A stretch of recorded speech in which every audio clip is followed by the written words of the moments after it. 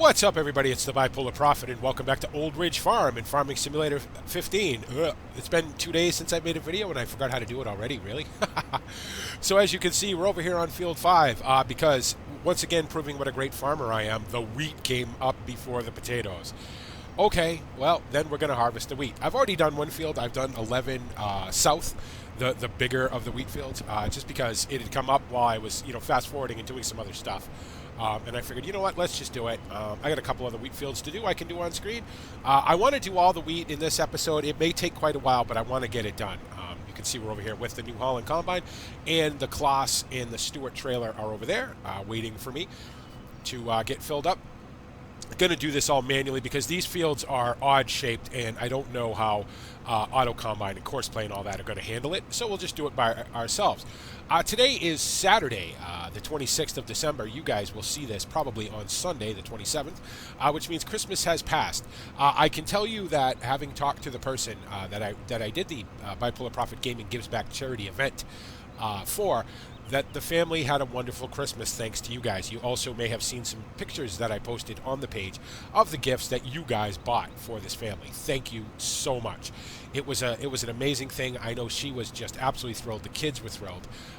And she is also very appreciative of all your efforts, and thank you so much. Also, we're coming up to a new year, 2016, and Bipolar Prophet Gaming will, as it generally does, undergo some changes. Now, I've hinted at a channel update, about some stuff that I want to do in the coming year. And you know me, I'll have all these great plans and then I won't do any of them. But I'm really going to try this time to try to introduce some different stuff to the channel, to do some different games. I have so many games, and I say this all the time.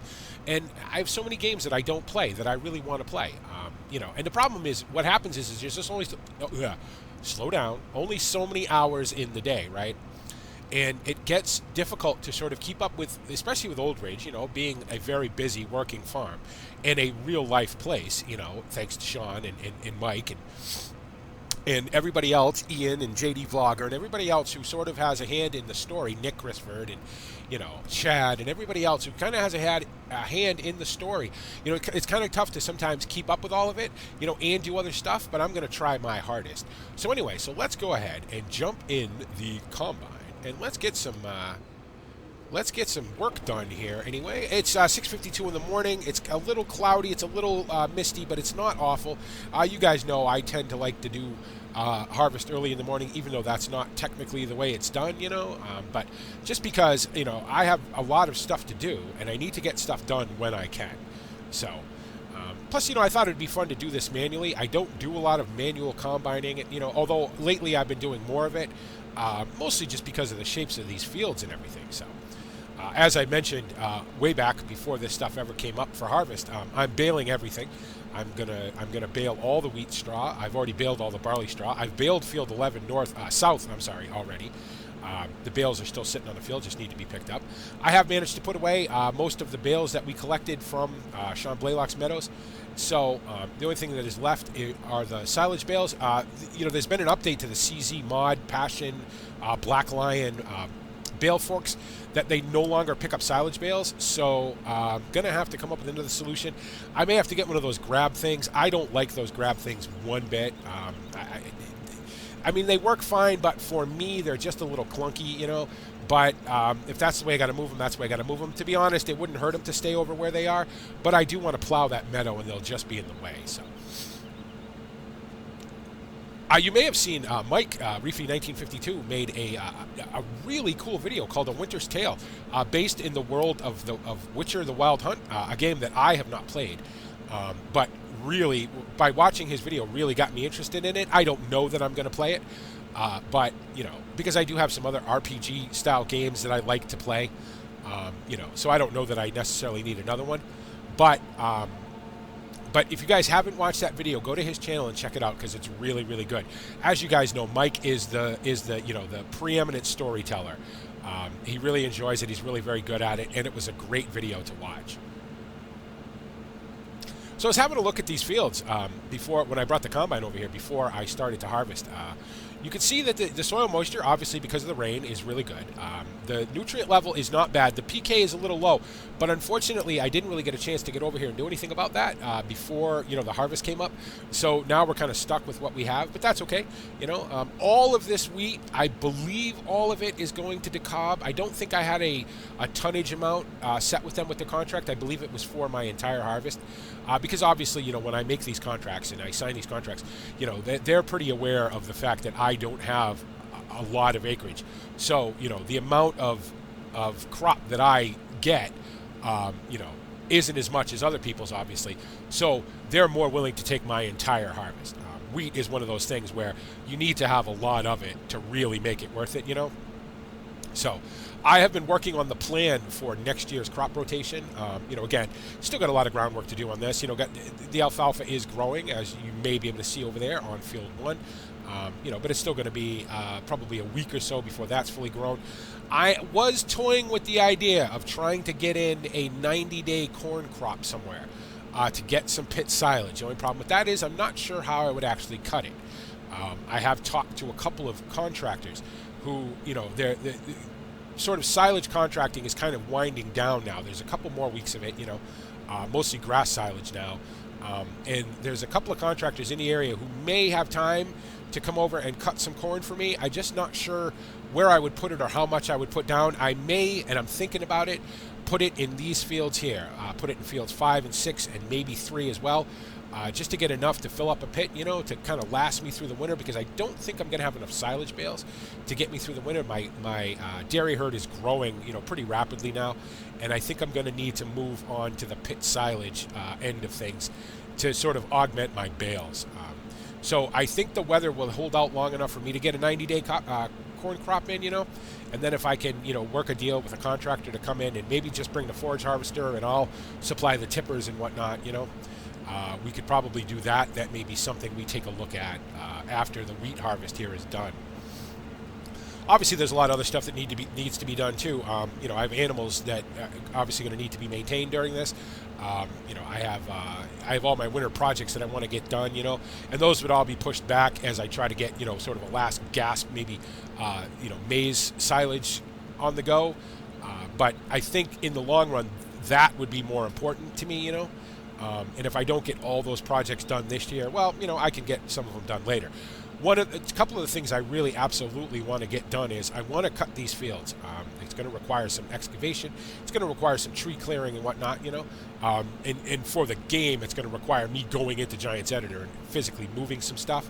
I may combine these all into one field, or I may cut them into 2, just so that they're a little straighter, This one isn't bad, but field 6 over there has got that weird sort of divide in the middle of it, and it just makes it awkward to work.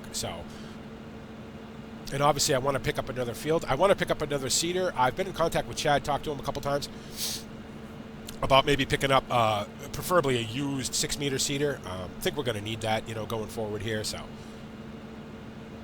I've done a little bit of spraying on the alfalfa as well, just mostly for the fact that, it's not a bad idea to get the soil as good as you can get it.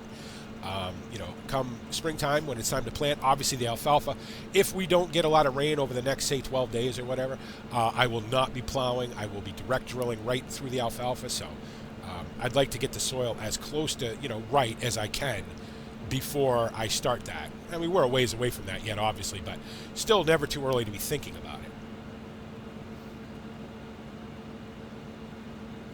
Don't think I'll be picking up any other equipment aside from a seeder. I don't really need anything. I don't need another tractor at the moment. I was thinking about maybe getting another cultivator, but the thing is, if I'm not going to do any cultivation, and that all comes down to moisture. Now, if it starts raining, tomorrow and doesn't stop for a week, that may change. In which case, then I would probably want to get another plow and one more cultivator so that I could have more than one tractor going at a time. Excuse me, my throat is so dry.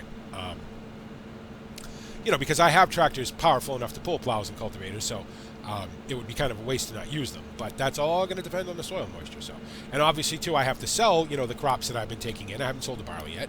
I'm going to need to turn that pretty soon and then get that loaded up and sold, and then sell all this wheat. And then once the potatoes are up and harvested, we can kind of get an idea where we're at, finance-wise, and I can, make some plans about, A, what I've got to pay the bank, B, how much of these loans I can pay down and still have some money left over.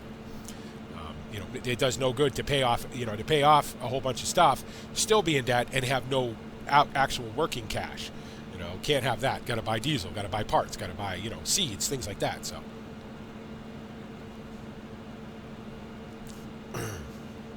but I hope you guys all had a nice Christmas. I know I did. I had a good day. I got to hang out with my friends, which is what I do. I've said this before. I don't have much family left. Just a function of my age, really. But I got to spend the day with my friends, which was a lot of fun. So got some nice stuff. It's funny when you get older. When you're younger, you look for the presents, that have the toys in them, right? The trucks or the games or the whatever. When I was a little kid, it was always the books. I would honestly get I would get a lot of stuff. My parents, did pretty well, for Christmas. And I would get a lot of stuff, but I would always get the book. I would get, 1 or 2 books, and I'd open them up right away, and then I'd disappear. I'd be in my room for 2 days, reading and not even opening the rest of my stuff. So, but when you're a kid, you're always looking for the toys and the games and that stuff. And when you get the pants or the socks, you're like, oh, geez. But when you're an adult and you get a big bag of socks or some new sweatpants or a new T-shirt or a new sweatshirt or whatever, which is all stuff that I got for Christmas, I was thrilled. I was like, yes, because that's all stuff that I really need, and it's great to get it. So, and it's always nice that your friends and the people know you well enough to know that that's what you want. I think that's really great. So, I think that's the spirit of Christmas, right? So. Okay, so we are going to be full right now, it looks like, or thereabouts anyway. We'll go ahead and turn that off. Let's see, how are we going to do this? I think if we backed up, let's put the pipe out.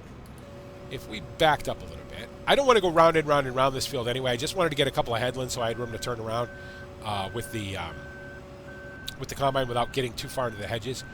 If I, you know what? If I'd have pulled this up further, If I'd have pulled this up further, I could have unloaded this right off the hedge. Of course, I'm facing the wrong way, but I could always fix that. So, why don't we do this? Why don't we stop this, set the brake so it doesn't roll away on me, jump out of this, run around over here, and grab the cloth and the tipper. And let's see, if we, brake, if we drive up to here, and get as close to the hedge as we can, I should be able to unload right over the hedge, or right in the opening, actually, right here, maybe. That should do. Set the brake again. We'll just turn the combine around. Yeah, I think that'll work. That way I don't have to drive the tractor onto the field. Don't drive through the crop. I don't have crop destruction on, but just, for the sake of not driving. No problem driving through the hedge, though. Driving through the hedge is okay. You just don't want to drive through the crop. So, there we go. Very good. I think the yield will be decent on these fields. Again, they're not very big, so the yield is going to be what it is. But I think it'll be decent for considering the conditions and everything.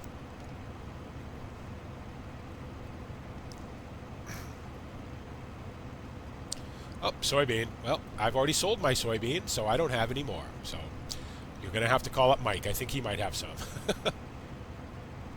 You get those messages once in a while, that a certain supplier in the area is looking for something, and they have the people they like to call first and everything, and but unfortunately my stuff doesn't sit around very long, so if they don't get me right away, it tends to be the case that I have to that I have to sell my stuff right away, and I usually don't have any for them when they need it. So, oh, I apologize for all the throat clearing and the snuffiness. I am in rough shape today. The weather is just—I swear the weather's changed probably 4 or 5 times in the last maybe 12 hours. It was 64 degrees yesterday on Christmas Day.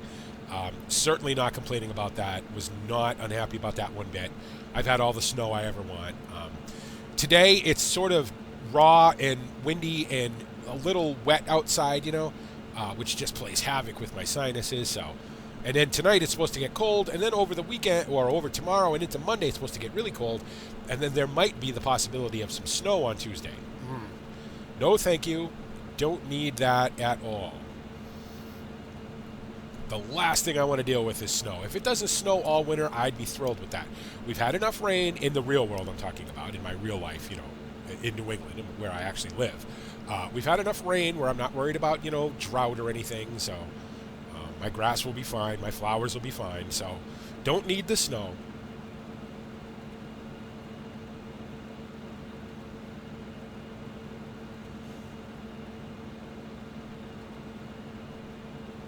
And if you're one of those people who like snow, well, I'm sorry. But I don't. Not anymore. I have to shovel every snowflake that hits my driveway, and I've had enough. I've had enough. There, pick that up. Make sure the straw tank is empty. That's one thing about driving the combine myself, is I tend to forget that. See? I tend to forget the straw tank, doesn't empty out right away, and I end up, with windrows all over the place, so try to keep that to a minimum, I guess. Lower that, jump back in the cab, turn that on.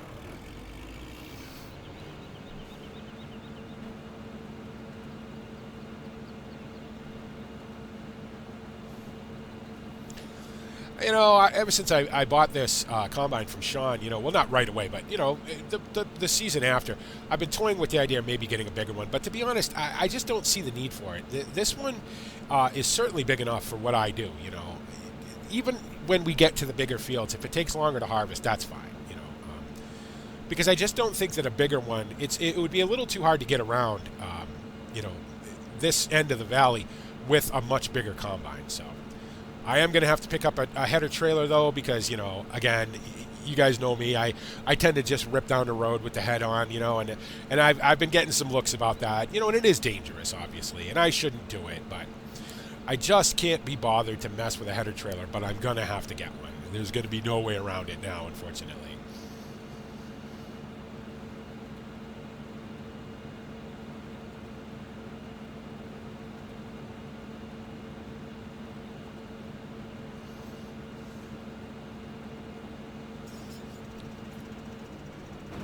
All right, you stop, empty. Thank you. I'm trying to decide how I want to do this. Do I want to time lapse this? Maybe. You know what? I haven't done a time lapse in a very long time. Because I'm just thinking, my throat is really starting to kind of bother me, and I don't know if I can talk for an hour straight. While I'm doing this. So yeah, let's do that, guys. Let's do that. I'm going to go ahead and I'm going to do a time lapse of me harvesting these these wheat fields. And then when I come back, we'll talk about some stuff, and I think we'll probably call that an episode. In the next episode, we'll go back to the maintenance-y stuff. We'll maybe get some some corn into these fields and try to get a 90-day corn crop up real quick so we have some pit silage and all that. But I will see you guys on the other side of the time lapse, and I hope you enjoy it.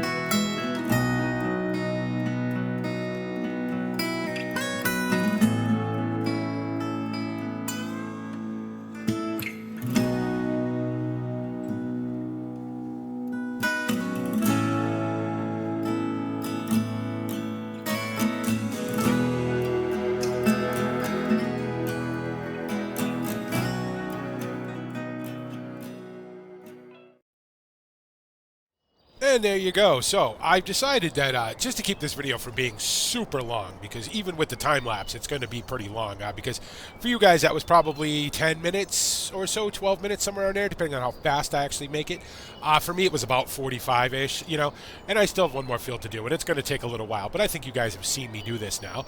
So we'll call that the wheat harvest. I will finish the other field off screen if I can figure out what I was trying to say there. So I hope you guys enjoyed that. I'll put some music to it and all that, and you know, it'll be sort of reminiscent of the old Bjornholm time lapses, which I kind of miss because I really enjoy doing those. In the next episode, we will be baling all of this. We'll be picking up the bales, and I will be deciding on whether or not I want to stick a 90-day corn crop in the ground. Come on, tongue, work with me here. As always, guys, make sure you let me know what you think. If you like this, let me know. If you didn't like it, let me know. If you did like it, please click the like button. It helps me to channel out a whole bunch, as you guys know. Once again, thank you to every single one of you for your donations, your thoughts, your prayers, your support, and everything else for the Bipolar Profit Gaming Gives Back charity event. You guys made a family's Christmas absolutely wonderful. Thank you so much from the bottom of my heart. And the person that I helped thanks you as well. Also, be on the lookout for more vlog stuff, a channel update at some point in the next week or so, and a whole bunch of new stuff on the channel, I hope. You never know with me, right?